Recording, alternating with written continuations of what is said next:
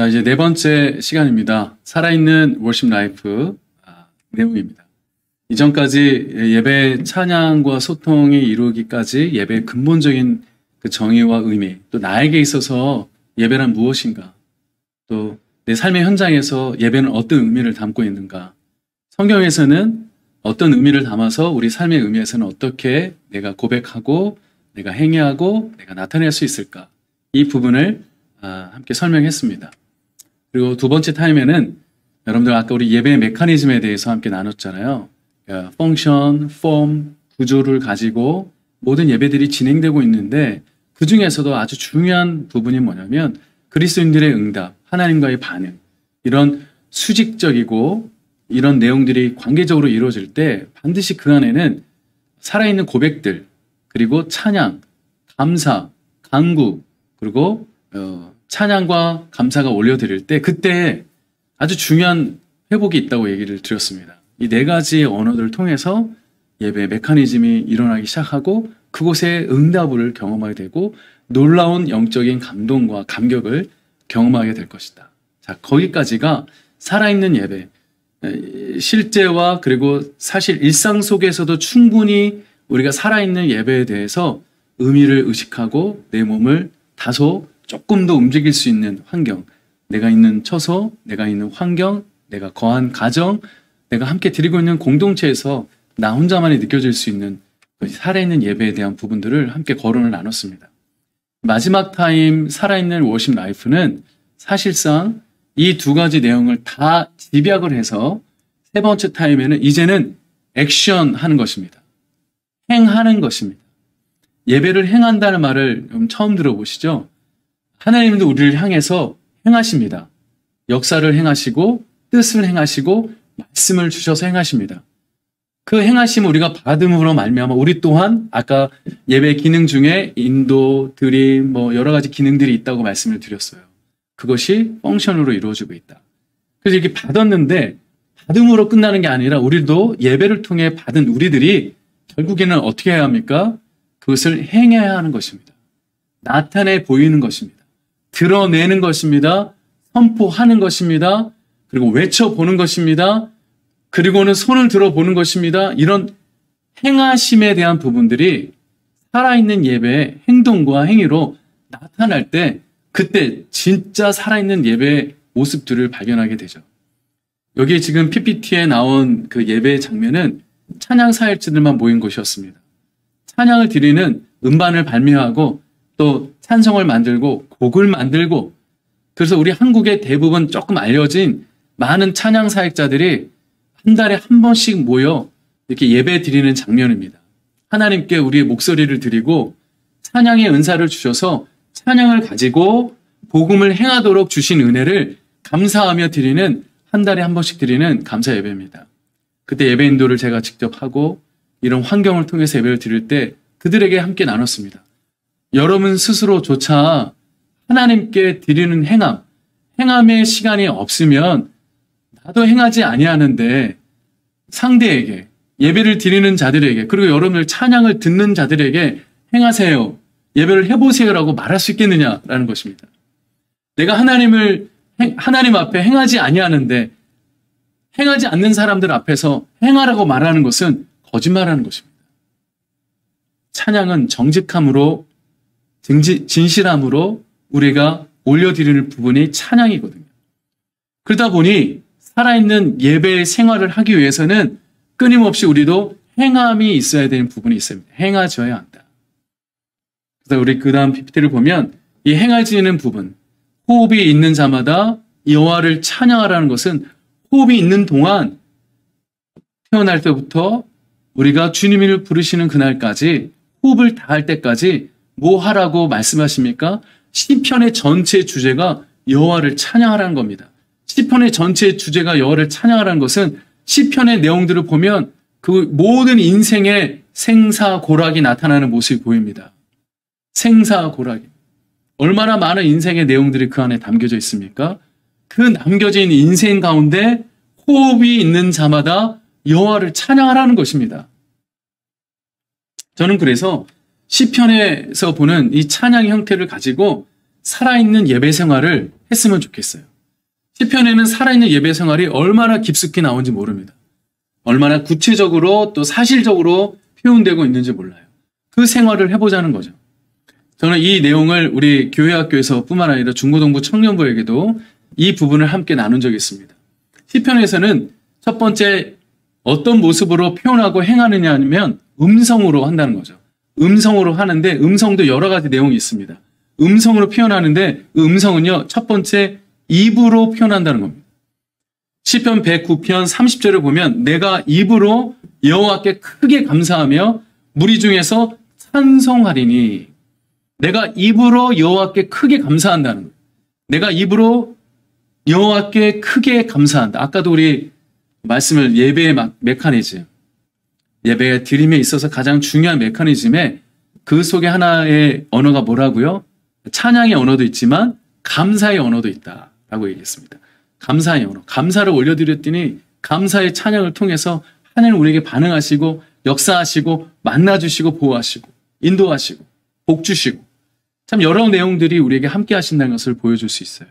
그래서 오늘 이 실제로 예배 생활을 할 때, 워십 라이프, 예배 생활을 할 때 중요한 첫 번째 부분이 뭐냐면 음성으로 고백하고 음성으로 감사로 시작이 되어질 때 그 음성이 우리의 행하는 일의 중요한 첫 번째 모습입니다. 하나님과 그 자신과 하나님의 그 행하신 일들을 입으로 말하는 것입니다. 하나님은 기적을 행하신 것입니다. 모세를 통해 홍해를 가르셨습니다. 하나님은 모세를 통해 광야에서 우리를 만나와 매출하기로 공급하시는 사랑의 하나님이시며 은혜의 하나님이십니다. 라고 하나님의 행하신 일들을 말하는 것입니다. 입으로 고백하는 것입니다. 하나님은 예수 그리스도를 이 땅에 보내시며 우리에게 구원을 주셨으며 십자가 구원을 통하여 부활의 은혜를 주셨습니다. 입으로 말해야 되는 것입니다. 입으로 선포할 때 그때 우리의 예배가 얼마나 뜨겁게 움직이는지, 액티비티하게 움직이는지 모릅니다. 저는 여러 나라들을 코스타 강사로 많이 간 적이 있습니다. 특별히 호주에도 갔지만 중국으로 갈 때 중국 코스타에서 정말 많은 은혜를 받은 게 뭐냐면요. 우리는 이런 부분들을 말로 전하고요. 말씀으로 전하고 윽박지를 큰 소리로 전합니다. 그런데 이들은요. 갑자기 일어서더니 어떤 한 사람이 일어서서 이렇게 얘기합니다. 하나님은 나를 살리셨습니다. 하나님은 나를 살리셨습니다라고 이 메시지를 전하는데 벌떡 일어나시더니 큰 소리로 하나님은 나를 살리셨습니다. 이런 것을 입을 통해 고백하는데 실제로 입을 통해 고백하십시오라고 얘기했지만 많은 사람들이 하지 않았는데 그 한 사람이 일어나는 순간 모든 사람들이 지하교회 성도들이 일어나서 하나님은 나를 살리셨습니다. 하나님은 나를 살리셨습니다라고 외치는 순간 그곳에 놀라운 역사들이 일어나기 시작했습니다. 아픈 자들, 병든 자들, 힘든 자들, 정말 가난한 자들이 갑자기 감격스러운 표현들이 일어나기 시작했어요. 하나님 그 자체를 선포하고 하나님 그 행하신 일들을 입으로 선포하는 순간 그들의 모습은 예배의 모습으로 바뀌기 시작했습니다. 손을 들거나 춤을 추거나 노래를 부르거나 그리고 이 모습이 그대로 일주일 동안 예배 스쿨을 하는 순간 일주일 내내 예배의 삶으로 예배의 생활로 바뀌기 시작했습니다. 아침부터 저녁까지 어떤 일을 하든지 어떤 것을 보든지 어떤 것을 만지든지 무엇을 하든지 예배의 생활, 워십 라이프 완전히 바뀌기 시작했어요. 여러분들도 한번 여러분들이 선포해 보실 게 무엇이 있을까 고민해 보십시오. 내가 입으로 열어서 하나님 그 자체를 선포할 것이 무엇이 있는가? 하나님의 행하신 일들이 성경에 지식은 있는데 내 입을 가지고 선포할 수 있는 메시지, 언어들이 있는지 선포해 보자는 거죠. 저희 가족들 모여서 예배를 드린다고 말씀을 드렸죠. 매주마다 우리 이렇게 얘기합니다. 하나님만을 신뢰하는 자는 하나님은 모든 것을 가능케 하신다. 하나님만을 신뢰하는 자는 하나님이 모든 것을 가능케 하신다. 하나님만을 신뢰하는 자는 하나님이 모든 것을 가능케 하신다. 이것을 우리 가족들이 외우는 표어입니다. 표어. 하나님만 신뢰하는 자에게 하나님이 모든 것을 가능케 하신다. 하나님만 신뢰하는 자에게 하나님이 모든 것을 가능케 하신다. 이것을 매주 토요일마다 입으로 선포합니다. 입으로 선포했더니 우리 가족들, 자녀들, 저희 아내 전부 다 선포하는 대로 하나님을 신뢰하는 삶으로 살아갑니다. 신뢰하는 언어로 말합니다. 하나님을 신뢰하는 마음으로 순간 어려운 선택, 어려운 결정을 내린 순간 하나님을 신뢰하는 마음으로 이불을 열어 기도 하나님만 신뢰하는 자에게 하나님은 모든 것을 가능케 하십니다. 저는 이것을 가르쳤습니다. 입으로 말하는 것을. 그래서 예배의 생활에 실제적으로 일어날 수 있도록 입으로 선포하는 것을 가르쳤습니다. 두 번째는 노래로 가르칩니다. 자, 음성 중에 첫 번째는 입으로 말하고 노래로 말하는 것을 얘기합니다. 시편 100편 2절에 보면 기쁨으로 여호와를 섬기며 노래하면서 찬양이란 말을 하지 않았습니다. 노래, 흥얼거리고 선율이 있고 멜로디가 있는 것입니다. 노래하면서 그 앞에 나아가는 것입니다. 하나님 나는 사랑합니다. 하나님 저를 찬양합니다. 하나님을 높여드립니다. 자꾸 주님 앞에 나아갈 수 있는 노래, 섬김의 노래를 올려드릴 때, 그 소리를 올려드릴 때 하나님은 우리의 마음을 받으시고 아까 우리 말씀 인자하심과 영원하심으로 우리와 함께 하시는 거죠. 노래는요, 그 사람이나 그 단체나 그 교회, 그 나라의 태를 나타내는 것입니다. 노래는 정말 그 방향을 결정하는 것입니다. 태, 뭡니까? 나이, 세월을 얘기합니다. 그리고 방향을 얘기합니다. 노래는 그만큼 우리의 삶을 드러내는 일에 중요한 역할을 하는 것입니다. 저는 사실 여기서 우리 간증을 하지만 저는 대인기피증과 말더듬이었습니다. 그리고 음치였습니다. 저는 초등학교 4학년 때 저의 원래 이름이 이재민, 4학년까지는 이자, 제자, 민자로 살아왔습니다. 그리고 초등학교 4학년 외할아버지가 저한테 오시고, 외할아버지가 오신다는 것은 2살 때 부모님이 이혼하시고 저는 어머님 쪽으로 가게 돼서 외할아버지가 가끔씩 오셔서 돌봐주셨습니다. 그 어려운 70년대 상황 속에서 외할아버지하고 저희 어머님은 저를 돌보기 위해서 정말 많은 애씀이 있었습니다. 그런데 어려움이 있었어요. 이재민으로 초등학교까지 살아왔는데 초등학교 4학년 2학기 때부터 손재석으로 살아야 한다는 겁니다. 아니 지금까지 친구들하고 학교에 추석부 이름이 다 이재민이인데 왜 손재석으로 살아야 하냐는 거예요. 저는 그때부터 상처를 받고 자존감이 떨어지고 말수가 적어지므로 대인기피증과 말더듬이가 일어나기 시작했습니다. 그런 어떤 노래를 들어도 노래 음가를 못 잡기 시작했습니다. 그만큼 상실감이 컸습니다. 그것이 어느 때까지? 대학교 2학년 때까지. 대학교 2학년 때까지 아무것도 할 수가 없었고 땅만 쳐다보고 나는 인생이었습니다. 친구의 전도에 따라 저는 중학교 3학년 때 교회를 가게 됐고 고등학교 2학년 때 예수님을 인격적으로 경험하고 대학교 2학년 때는 예수님을 직접 인격적인 경험과 주님의 음성을 듣는 깨달음을 경험했습니다. 그 이후로부터 저는요, 모든 세상이 달라 보이는 거예요. 거들나무들이 흔드는 게 노래로 들리고 자동차가 움직이는 게 게으름으로 들리고 사람 말하는 것들이 다 노래로 들리기 시작했습니다. 건물들이 흔들리는 것까지 노랫소리로 들리기 시작하는 거예요. 이게 은혜로 주신 거예요. 저희가 제 속에 예수님을 주로 고백하고 인격적으로 주님을 만났더니 모든 우주 만물 사물들이 다 노래로 들리기 시작했습니다. 버스가 지나가는데 미샤, 오토바이 지나가는데 파라고 들리고 모든 게으름으로 들리기 시작하는 거예요. 제가 음치였다고 말씀을 들었잖아요. 고등학교 2학년 때 성가대 들어가려고 손을 들었습니다. 저 찬양하고 싶어요. 손을 들었습니다. 그런데요, 오디션을 보더라고요. 찬송가를 오디를 보는데 찬송가들이 좀 어렵잖아요. 고등학교 2학년 때 찬송가를 부르는 게 정말 어려웠습니다. 근데 음을 못 맞추니까 내년에 와라 이렇게 얘기하더라고요. 내년에 와라. 그래서 내년이 되어서 고3 때 되어서 또 성가대 들어가려고 또 오디션을 보는데 또 음이 안 맞는 거예요. 음이 안 맞아요. 노래를 부르는데 음이 안 맞아요. 저 같은 분이 계신가요? 음이 안 맞는 분? 정확한 음을 내야 되는데 음이 자꾸 오르락 내리락 하는 음이 안 맞아요. 그래서 음이 안 맞는다고 내년에 또 오라고 그러는 거예요. 그것이 4년 지난 대학교 2학년 때 인격적으로 주님을 만나고 경험을 하고 정말 CCC에서 그 내적 치유를 받은 이후로부터 하나님을 만나니까 모든 사물들이 다 노래를 들리고 심지어는 내 귓전에서 찬양 소리가 들리기 시작하는 거예요. 그 찬양 소리로 음을 따라 했더니 음치가 변하여 노래하는 자로 바뀌어. 내가 웃지만 여러분 치유받았습니다. 저는 치유받았기 때문에 이렇게 과감하게 말하는 것입니다.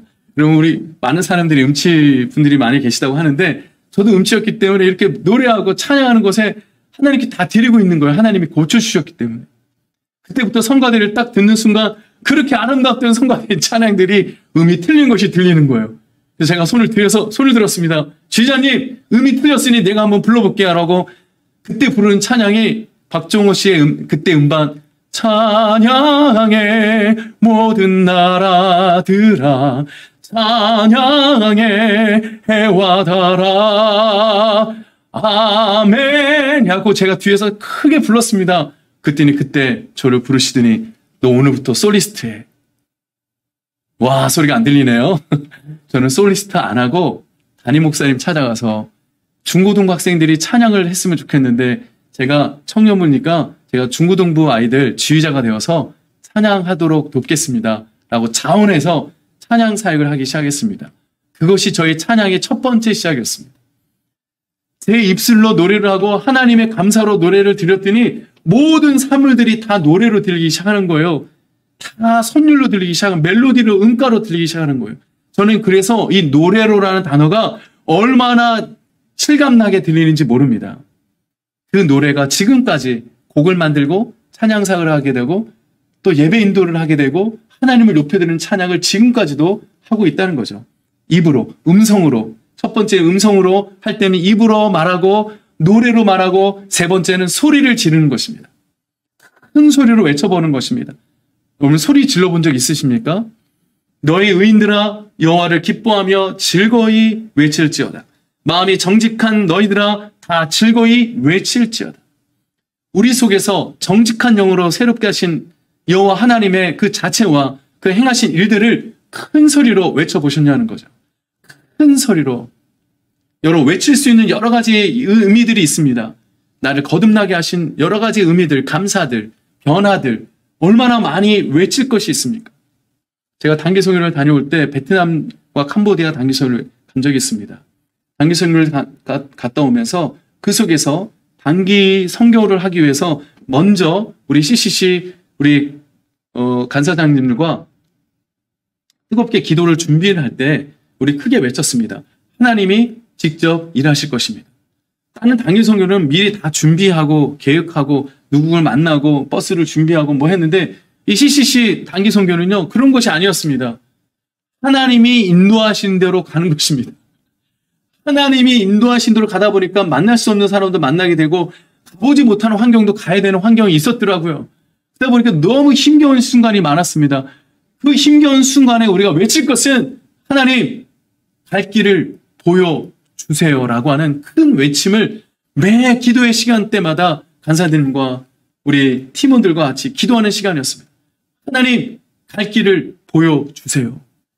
큰 소리로 외치며 두 손을 같이 잡고 손을 외치며 하나님 내일 갈 길을 보여주세요. 내일 만날 사람들을 보여주세요. 내일 우리가 행할 일들을 보여주십시오. 라고 외치며 기도할 때 그 다음날 우리가 만날 사람들을 만나게 하시고 또 우리가 그곳에서 선교 현장에 들어갈 곳을 보게 하시고 또 그곳에서 우리가 행할 일들을 보게 하시는 것들을 맛볼 수 있었고 만날 수 있었습니다. 그때 선교가 이미 전에 준비해서 계획하고 만나고 차량, 재정 이런 것들을 계획해서 갈 수도 있지만 저는 이 CCC 훈련의 선교, 단기 선교 때는 실제적으로 하나님이 인도하시는 대로 간 것이었습니다. 하나님이 인도하시는 대로. 그러다 보니까 외칠 수밖에 없었습니다. 부르짖을 수밖에 없었고요. 그런데요, 매일매일 하나님이 인도하시는 대로 만났고 선교하게 되었고 거기서 복음을 전파하게 되었고 열매를 맺히게 되었습니다. 그러니 그 열매를 맺히는 마지막 저녁 때 얼마나 큰 소리로 우리가 외칠 수 있겠습니까? 하나님이 하셨습니다. 하나님이 하셨습니다라고 온 우리 회원들과 단기선교 회원들과 그 지체들과 그 간사님들이 손을 높이 들고 하나님이 하셨습니다라고 큰 소리로 외치는데 얼마나 감격스러운지. 그게 예배 생활의 실제적인 예배 생활의 표현들이 아니겠습니까? 워십 라이프. 여러분들의 가정에서도 한번 해보십시오. 아이들에게도 한번 선포해 보세요. 요즘 우리 코로나로 인해서 우리 아이들이 이 하나님에 대한 외침이 너무나 부족합니다. 예수님이란 단어가 너무 부족합니다. 성령님이란 단어가 너무 부족합니다. 삼위일체 하나님의 이름을 선포할 수 있도록 우리에게 은혜를 주셨는데 이 전부 다 입을 다 막았고 마스크로 가려졌어요. 이제 이 마스크를 가정에서 내리셔서 하나님이라고 외쳐보는 거예요. 주님이라고 예수님이라고 외쳐보는 거예요. 성령님이라고 외쳐보는 거예요. 그때 그 순간 우리 아이들에게도 영적인 감흥이 일어나서 워십 라이프, 예배 생활로 바뀝니다. 입으로 고백하게 되고 찬양을 듣고 싶은 노래들을 듣게 되고 그 노래를 통해서 입으로 조금씩 고백하게 됩니다. 내가 주인 삼은 모든 거 내려놓고 나를 통해서 시선, 여러 가지 찬양들을 통해서 자꾸 주님께 가까이 가는 삶으로 바뀌어지게 되는 거예요. 이것이 워십 라이프. 음성으로 드려질 때, 입으로, 노래로, 큰 소리로 외쳐드릴 때 워십 라이프의 실제적인 삶으로 들어가기 시작하는 것입니다. 두 번째는 손으로입니다. 손으로. 이 손으로는 우리 한국 교회뿐만 아니라 전 세계에서 예배 드릴 때 가장 많이 사용하는 도구 중에 하나죠. 또 성경에서 나옵니다. 너희 만민들아 손바닥을 치고 즐거운 소리로 하나님께 외칠지어다. 손바닥을 치고 즐거운 소리로 하나님께 외칠지어다. 손바닥을 치고 손뼉을 치고. 우리나라도 많이 우리 손뼉을 치는 것이 있었잖아요. 예전에 우리 부흥회 한다고 사경회 한다고 큰 북을 놓고 큰 북을 칠 때 온 성도들이 막 박수를 치면서 손뼉을 치면서 찬양을 부르거나 손뼉을 치면서 기도한다거나 손뼉을 치며 부르짖었던 기억들이 있습니다. 너희 만민들아 손바닥을 치고 즐거운 소리로 하나님께 외치는 것. 여러분 이 손뼉을 친다는 것은 사실 누군가에게 어떤 업적을 이룰 때 축하한다고 칭찬의 의미를 가지고 축하한다고 박수치는 의미가 있고요. 또 하나는 기쁨의 느낌을 가질 때 예를 들어 선박에 어부들이 저 먼 곳에 가서 그 선원들이 다 고기를 잡고 만선이 되어서 들어올 때 붕붕하고 소리를 낸다고 합니다. 배소리로 막 냅니다. 그러면 맞이하는 사람들은 큰 소리로 손뼉을 치며 환호성을 짓습니다. 이때 이 환호성과 손뼉이 이 의미가 칭찬의 의미입니다. 이런 것처럼 하나님께 손뼉을 치고 예배를 드릴 때 손뼉을 치고 기쁨으로 손뼉을 치는 칭찬의 의미로 하나님께 영광을 돌릴 때 그때 우리의 예배 생활 중에 이 찬양의 능력은 우리 삶에서 나타나기 시작합니다. 손뼉을 쳐보십시오. 그냥 거칠으시기 손뼉이 아니라 진정함으로 손뼉을 한번 쳐보세요. 예, 주님은 주님이시고 우리를 만나주시고 구원해주시고 죄사해주시고 심지어는 지금도 임마누엘 하신 주님 감사합니다. 찬양합니다. 라고 손뼉을 쳐보세요. 야, 너무 좋습니다. 제가 옛날에 신학교 때 이 부분을 말씀을 듣고 하나씩 정리해 나갈 때가 있었어요. 예배에 대해서 제가 정의를 하기 위해서 이렇게 시편의 말씀들이 조목조목 많이 나와 있구나 하고 찾아볼 때가 있었다는 거죠. 저는 그때 부흥상에서 손뼉을 치는 거 단순히 뭔가를 구하기 위해서 복을 기복하기 위해서 구하는 박수인 줄 알았습니다. 근데 성경에서는 그것이 아니었습니다. 손뼉을 치는 것은 기쁨으로 즐거움으로 하나님께 외치며 하나님을 칭찬하고 하나님을 높여드리는 것이 손뼉을 치는 것이었습니다. 그러다 보니까 나도 모르게 지하철을 타다가 막 웃으면서 손뼉을 쳤더니 많은 사람들이 저에게 비웃기 시작했죠. 야, 그때 그 시절, 저 대학원 시절에, 저는 신학교 시절에 정말 그러한 시절을 실질적으로 삶으로 행동으로 옮겨본 적이 많았거든요. 여러분들도 한번 옮겨보십시오. 교회에서뿐만 아니라 가정에서 손뼉을 치며 찬양해 보세요. 얼마나 기쁨으로 나아가는지 여러분들도 경험할 수 있을 것입니다. 손뼉을 쳐보시기 바랍니다. 형식적인 손뼉이 아니라 칭찬과 존귀와 존중을 담아 손뼉을 쳐보라는 거죠. 그때 드리는 찬양의 노래는 기쁨으로, 감격으로, 살아있는 예배 생활로 옮겨지는 실천의 도구로 우리 손뼉이 사용되어질 것입니다. 할렐루야. 자, 우리 두 번째는 손을 들고라는 찬양입니다. 손을 들고라는 찬양이 아니라 손을 들고라는 행위입니다. 그래서 손으로 하는 것 중에 손뼉을 치고 그 다음에 손을 들고라는 두 손을 높이 드는 거죠. 성소를 향해 시편 134편 2절에 보니 성소를 향해 손을 들고 여호와를 송축하라. 손을 높이 들고 여호와를 송축하라. 이 송축한다, 이 손을 든다라는 뜻은 환영과 축복의 의미가 있습니다. 또 하나의 의미는 항복하다라는 의미가 있습니다. 모세가 정말 이제 홍해를 가르고 가나안 땅 광야로 들어가 있는 순간 모세가 손을 들 때 정말 어떻습니까? 홍해가 갈라집니다. 갈라지는 순간 거기에 막 애국 군사들이 다가와서 그 다가가는 사람들을 죽이려고 막 할 때 힘들어서 손이 내려지는데 아론과 훌이 손을 딱 잡아주고 팔을 높이 올려드립니다. 그럴 때 어떻게 됩니까? 애국 군사들이 몰살당하고 거기서 구원을 받게 됩니다. 여러분, 이 손을 높이 든다는 의미는 사실 참 중요한 의미입니다. 축복과 회복과 열방을 향한 환영의 의미가 있지만 사실 항복의 의미도 있는 것입니다. 모든 뜻이 하나님의 뜻입니다. 라고 하나님께 손을 높이 든다는 것은 여러분 연약함이 아니고 부끄러움이 아니라 마음껏 들 수 있는 행위인 것입니다. 저도 찬양 인도하는 중에 사실 해외는 호주라든지 영국이라든지 그리고 또 미국이라든지 선진국의 예배는요. 찬양 음악이 나오는 순간 저절로 일어납니다. 찬양의 음악이 나오는 순간부터 예배가 시작이 되는 걸로 알고 이렇게 찬양의 음악이 나오는 순간 일어나서 개인적으로 들고 싶은 자는 들고 엎드린 자는 엎드리고 움직인 자는 움직이고 손을 높이 들고 경배와 찬양을 올려드리는 모습을 틉니다. 자신의 것을 다 들여서 손을 높이 든다는 겁니다. 항복하고 또 주님의 축복을 기다리는 마음으로 손을 높이 드는 것입니다.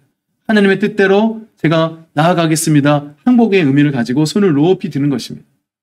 근데 어디를 향해서 손을 든다는 거예요? 성소를 향해서 손을 드는 거죠. 어디를 향해서 손을 드는 거세요? 사람들에게 손을 드는 게 아닙니다. 환경에게 손을 드는 게 아닙니다. 어디를 향해서? 성소를 향해서입니다. 하나님의 임재를 향해서 손을 든다는 것입니다. 이게 중요합니다. 손을 드는 곳이 사람과 세상과 환경이 아니라 성소를 향해서 손을 들으라는 것입니다. 성소를 향해 손을 드는 순간 하나님은 그 손을 잡아주시고 붙잡아 주시고 우리에게 임재해 주시는 것이죠. 손을 드는 것. 사람에게 손을 든다는 게 아니에요. 환경에게 손을 드는 게 아니에요.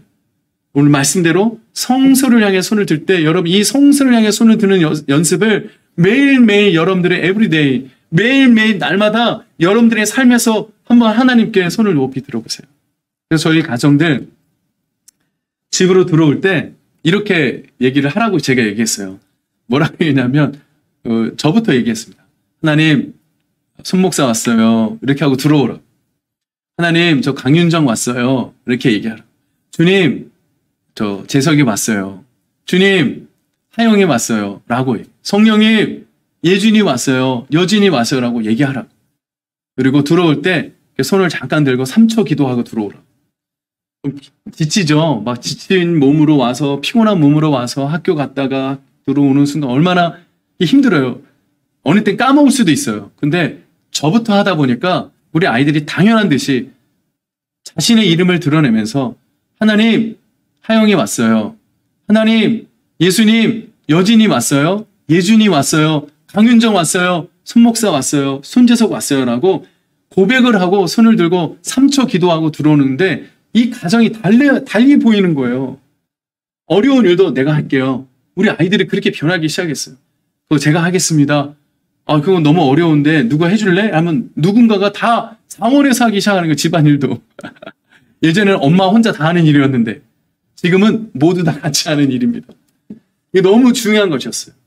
그 장소도 가족의 장소도 우리가 머무는 집의 장소도 그곳이 성소를 향해 손을 들고 하나님 손목사 왔습니다. 예수님 하영이 왔어요. 강윤정 왔어요. 라고 고백하는 장소로 바뀌다 보니까 내 삶이 바뀌기 시작하고 그 장소조차 예배의 생활로 바뀌기 시작하는 거예요. 늘 살아있는 거예요. 얼마나 감사한지 모릅니다. 그래서 저희 교회 성도들에게 팁으로 가르쳐드렸어요. 집에서 한번 해보시라고. 여러분들 집에 딱 들어온 순간 노크하고 딱 들고 문 열고 들어온 거 하나님 저 누구 왔습니다. 감사합니다. 라고 하고 손을 들고 3초 기도하고 들어가 보라. 얼마나 은혜로운지 한번 해보라. 처음에는 아이들이 막 웃었대요. 막 손 들고 기도하고 3초간 기도하고 들어갔더니 웃고 박수치고 막 그러더니 아이들이 웃고 비웃다가 자기들도 하더라는 겁니다. 하나님 저 은진이 왔어요. 성호 왔어요. 라고 손을 들고 들어온다는 겁니다. 얼마나 감사한지. 작은 거 하나라도 실천하고 예배 생활의 가장 기초적인 것이라도 한번 실천하고 행해봤더니 가족이 변하고 예배가 변하고 살아있는 예배로 가족이 변화되는 것을 간증 것을 듣게 되었습니다.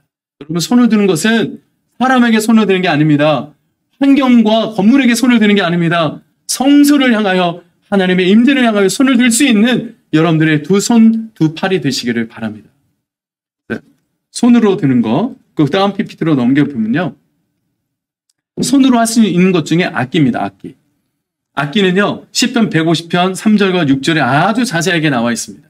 나팔 소리로 찬양하며 비파와 수금으로 찬양하며 소고치며 춤추어 찬양하며 현악, 퉁소로 찬양할지어다. 큰 소리 나는 재금, 높은 소리 나는 재금으로 찬양할지어다. 호흡 있는 자마다 여호와를 찬양할지어다. 제가 또 가르치고 있는 주한대학교 평생교육원의 찬양사 과정이 있는데 이 찬양사 과정의 방학 기간 동안 우리 가족 그 악기를 배워서 우리 가족 예배팀을 만드는 것을 프로젝트로 하고 총 18팀을 만났습니다. 한 40명씩 넘었는데요. 어느 가족은 4명, 어느 가족은 3명, 어느 가족은 6명 이렇게 되는 팀이 있었습니다. 그 아이들이 직접 예배를 연주하는 거예요. 예배를 인도하는 것을 이 가르치는 시간을 가졌었어요. 그래서 실제 악기도 가르쳐주고 예배 인도법도 가르쳐주고 보컬도 가르쳐줘서 가정 안에서뿐만 아니라 여러분들 교회에서도 할 수 있게 실제로 다 레슨을 다 해줬어요. 근데 이들이 처음에는 부끄러움으로 하나씩 배우다가 지금 여기 가운데 여자 자매가 기타를 가지고 아이가 예배 인도를 하는데 나이가 몇 학년인지 아십니까? 2학년입니다. 근데 되게 듬직하게 하고 있는 거예요. 2학년에 기타를 치고 하나님이라고 얘기하고 있어요. 악기를 가지고. 조금씩 배운 거 가지고 찬양 인도를 하고 있는 거예요. 이 과정을 주한대 평생교육원 찬양사 과정을 통해서 가족이 찬양팀이 되어서 교회를 섬기고 가정을 섬길 수 있는 것을 해보자고 했더니 이렇게 많은 분들이 신청해 주셔서 잘 성공적으로 마친 경험이 있습니다. 이 가지고 교회 또 여러 초청된 교회에 가족 찬양팀을 만드는 프로젝트를 하고 있습니다. 아이들도 악기를 배우고 노래를 마이크를 잡고 노래를 하고 실제 연주를 해봤더니 손으로 드리는 이 찬양의 경험을 해봤더니 자신들이 이 악기를 가지고 손으로 악기를 튀는 가지고 예배의 생활을 하고 있다는 것입니다. 살아있는 예배 아니겠습니까? 그래서 아까도 말씀드렸지만 우리가 손으로 할 수 있는 것이 뭐였어요? 손뼉을 치고 그리고 손을 높이 들어보고 그리고는 우리 손을 가지고 악기를 치는 것을 손을 통해서 악기를 가지고 모든 것을 통해 하나님을 찬양했더니 진짜 워십 라이프 예배의 생활이 실제적으로 경험되어지고 있다는 것입니다. 그래서 요즘 우리 교회들도 코로나다 보니까 한 악기씩 배우는 시간이 많이 계시더라고요. 어떤 분은 색소폰을, 어떤 분은 베이스, 어떤 권사님은 진짜 권사님이 드럼을 연습을 하고 계시더라고요. 영상으로만 하다 보니까 제가 한번 드럼을 쳐보고 싶다고 영상을 통해서 자기가 드럼을 연주해보고 싶다고 악기 하나씩 배워서 준비하고 계신 분들이 참 많이 계신 것을 보게 돼요. 악기를 배우다 보면 악기를 통해서 음을 발견하게 되고 음가를 만나고 음가를 선율을 만나게 되고 코드를 만나게 되고 가사를 만나게 되고 가사 속에서 하나님을 만나게 되고 하나님의 기쁘신 인카운터, 임재를 경험하다 보니 워십 라이프, 살아있는 예배 생활로 바뀌기 시작합니다. 한 악기씩 한번 준비해 보시는 거 어떨까요? 제가 하나님께 드릴 수 있는 한 악기씩, 손으로 드릴 수 있는 한 악기씩, 작은 에그쉐이크, 요만한 에그쉐이크, 계란식으로 되어 있는데 거기다 구슬을 넣어서 슉슉 소리 나는 것도 있습니다. 작은 거 하나로 배워서 손으로 드릴 수 있는 것으로 찬양을 해보시는 거죠. 여러분, 그 찬양이 여러분들의 예배 생활에 얼마나 많은 영향력을 미치는지 모릅니다. 마지막으로는 몸으로 드리는 것입니다. 이 몸으로 드리는 것은 아까도 우리 아바드라는 것을 얘기했습니다. 굽혀서 머리를 숙여서 경배하는 자세가 아바드라고 얘기했습니다. 그래서 시편 95편 6절의 말씀에도 그 내용에 그대로 나와 있습니다. 오라 우리가 굽혀 경배하며 우리를 지으신 여호와 앞에 무릎을 꿇자. 그래서 이 내용이 아바드. 몸을 굽혀 경배하는 자세입니다. 몸을 굽혀 경배한다는 자세의 뜻은 하나님 앞에서 겸손과 집중의 의미를 갖고 있습니다. 항상 머리를 숙이고 경배한다는 의미는 하나님께 집중하고 하나님의 시선, 하나님의 얼굴을 구하겠다는 의미를 갖고 있습니다. 그래서 몸을 굽히는 것입니다. 우리 예전에 저희 초등학교 다닐 때는 다 같이 자리에서 일어나서 누가 한 사람이 반장이 차려 격려하고 선생님께 인사하는 모습을 많이 가진 적이 있었어요. 아직도 있지는 못하는데 이런 이야기를 한다는 것은 조금 나이가 있다는 건가? 그래서 이렇게 초등학교 때 선생님을 보시면 이렇게 인사하는 것이 있었습니다. 차렷 경례하고 인사하는 것이죠. 그것은 무슨 의미입니까? 서로 존중의 의미를 가지고 선생님은 우리 학생들에게, 제자들에게 존중을 가지고 인사하고 또 학생들은 선생님의 스승을 향해서 존중의 의미와 집중의 의미로 굽혀 인사를 합니다. 하나님께도 마찬가지입니다. 하나님은 인격적인 하나님이십니다. 지금도 살아계시고 지금도 우리와 함께 하시는 살아계신 하나님이십니다. 죽은 하나님이 아니라 살아계신 하나님 앞에 우리는 날마다 존중하고 인격적으로 몸을 굽히며 경배하며 주님 앞에 나아갈 수 있는 자세가 필요한 거죠. 그래서 우리 인사한다는 것이 요즘에 인사가 전부 다 뭐 손을 들거나 표시한다거나 그냥 눈 인사한다거나 존중의 의미 없이 받아들이는 상대가 존중을 받지를 못하는 인사법을 많이 하고 있는 것 같아요. 요즘 현대들이. 이때 당시는 어땠습니까? 굽히는 것이었습니다. 굴복하는 게 아닙니다. 굴복 당하는 모습이 아닙니다. 하나님께 엎드리고 굽히는 것은 하나님께 경배하고 겸손과 집중의 의미를 갖고 가는 모습입니다. 한번 우리가 예배를 드릴 때 굽혀 경배해 보십시오. 예배를 드릴 때 한번 머리를 숙이며 엎드리며 주님의 이름을 구해 보십시오. 그 예배의 행위가 여러분들의 삶의 전체 삶의 라이프를 바꿔놓습니다. 몸으로 드리는 모습. 두 번째는요. 서서입니다. 지금도 제가 강의할 때 서서 하잖아요. 대부분의 해외 예배 생활들도 예배의 모습들, 형태들을 분석하러 한번 가보면 예배 시작 전부터 서서 기도를 하기 시작합니다. 아직 예배 전인데도 불구하고 많은 예배자들이, 성도들이 다 서서 손을 들거나 소리를 내거나 아까 제가 얘기했던 그 모습, 시편의 모습이 그대로 다 모습을 드러내고 있습니다. 자, 이런 모습도 마찬가지죠. 전부 다 어린아이부터 어른에 이르기까지 남녀노소 불문하고 전부 다 서서 여호와를 찬양하는, 여호와를 경배하고 손을 들고 예배하는 모습들이 곳곳에서 여러 나라에서 일어나고 있습니다. 근데 우리나라는 참 앉아서 예배를 드립니다. 그리고 봅니다. 보고 집중합니다. 그러다 보니까 경직되어 있고 그러다 보니까 움직이지 못하는 예배를 드리고 있는 경향들이 참 많습니다. 여러분, 몸으로 드리는 예배도 예배인 거고 몸으로 드렸을 때 말씀에도 있잖아요. 자, 134편 1절에 보니 밤에 여호와의 집에 섰는 여호와의 모든 종들아. 밤에 여호와의 집에 섰는 자. 밤에 여호와의 집에 섰는 자는 레위인들입니다. 레위인들은요 늘 서서 예배를 준비하고 음악을 준비하고 악보를 준비하고 악기를 준비하는 그들은 여호와의 종들아 여호와를 송축하라. 서서 예배를 드렸고 서서 표현을 했고 서서 예배 행위를 했던 그런 레위인들이었습니다. 우리도 마찬가지죠. 그래서 음악이 나올 때 이렇게 서서 예배를 드릴 수 있어야 합니다. 정식 예배 때, 본 예배 때는 앉아서 전부 다 드리고 중간중간 일어났다 앉았다 일어났다 앉았다 하지만 사실 하나님이 임재하신다면 그곳에 하나님이 임재하신다면 우리가 앉아서 받겠습니까? 하나님의 응답이 있다고 한다면 하나님의 크신 영광이 그곳에 임한다면 우리가 앉아서 받겠습니까? 하나님의 임재 앞에서 그 존경과 그 응답과 그 경의를 표현할 때는 우리 모두 다 서서 손을 들지 않겠습니까? 대통령이 오면 우리 모두 다 일어납니다. 그리고 박수를 치고 존경의 표를 의합니다.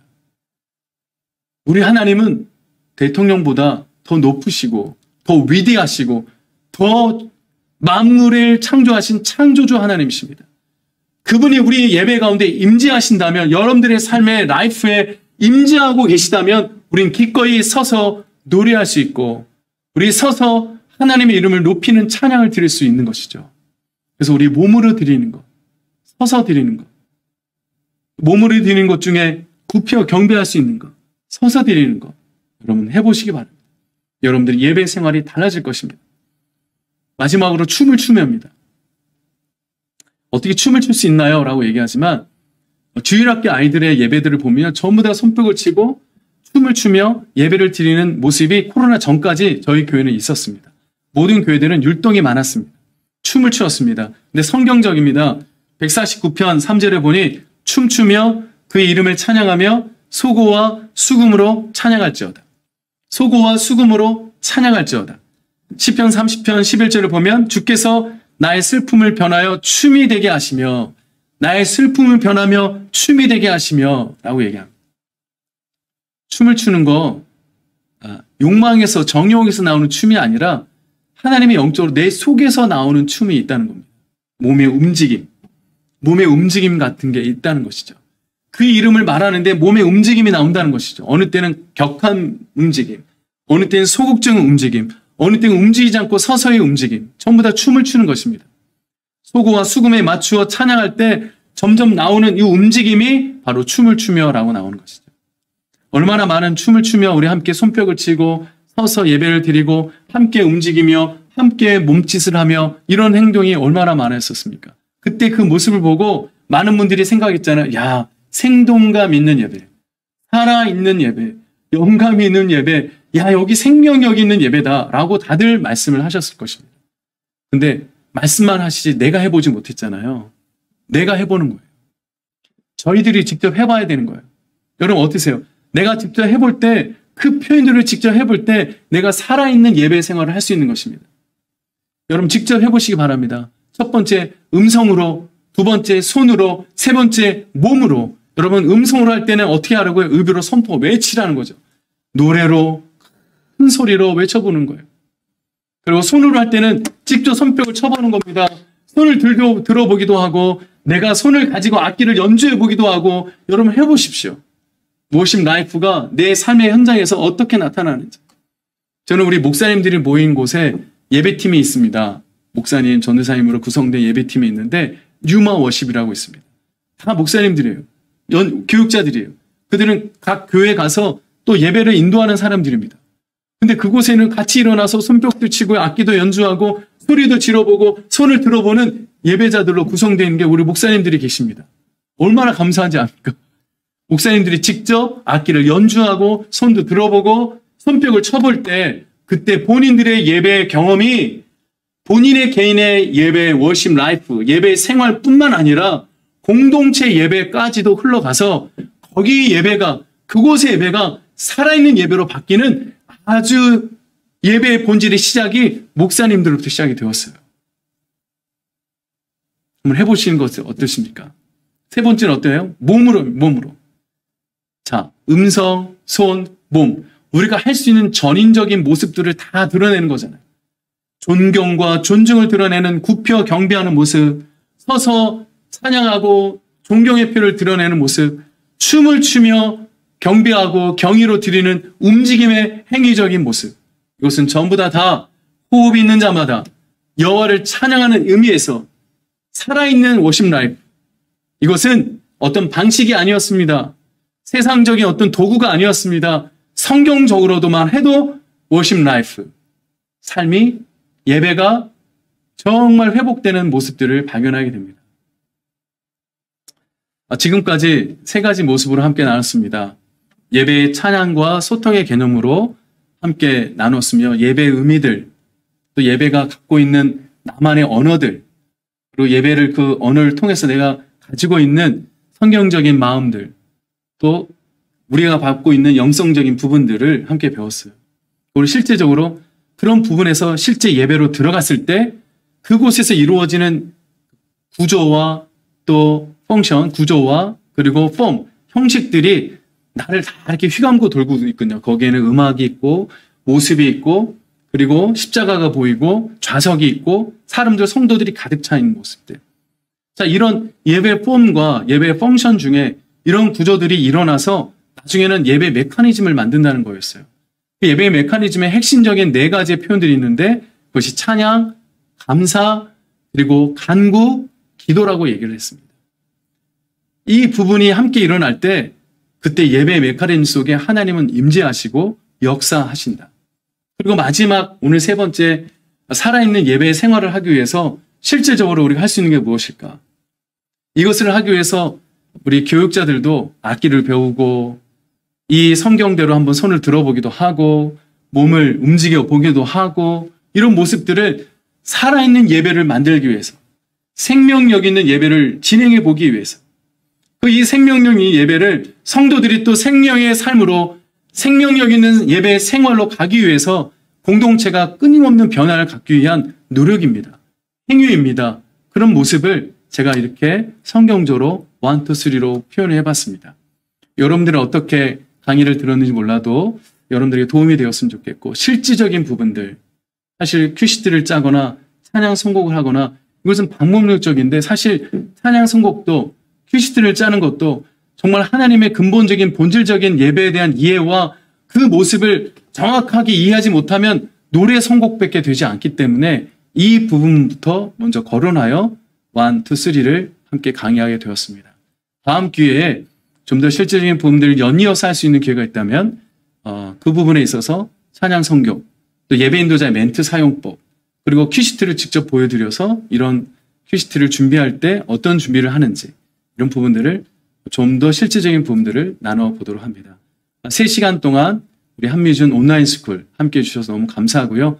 다음 기회에 뵙도록 하겠습니다. 지금까지 새이름교회 손재성 목사였습니다. 그럼 감사합니다.